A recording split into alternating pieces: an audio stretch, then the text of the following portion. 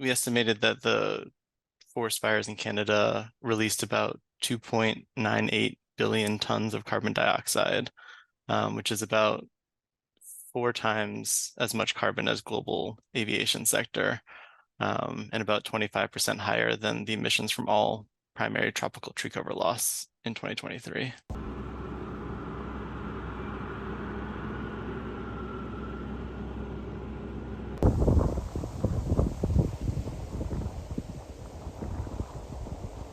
Forests worldwide are known as carbon sinks, so they remove a lot of carbon from the atmosphere, and that gets stored in their branches, their trunks, their leaves, kind of in the ground as well. And so when they burn, all the carbon that's stored within them gets released back into the atmosphere. And so that's kind of that connection between forest fires and fire and carbon emissions.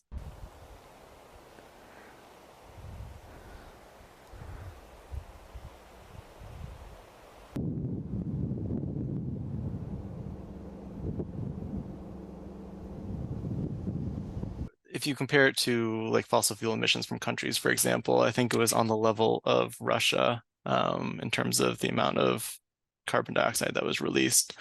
Um, and so it definitely does have an impact. I mean, that is only 1 year, and the emissions from countries are annual, so they're continually compounding each other. But it wasn't a drop in the bucket, but it definitely does have an impact on the global scale in terms of the amount of emissions that were produced in 2023.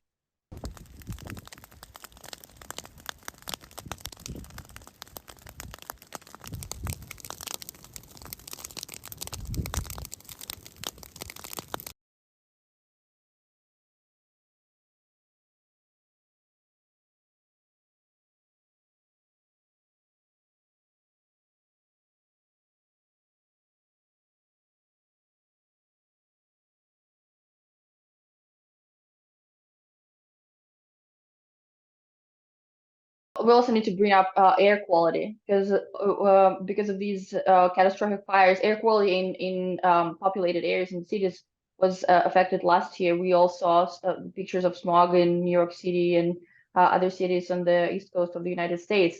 So it's like a catastrophic emission, which has health consequences as well, not just in terms of climate, but just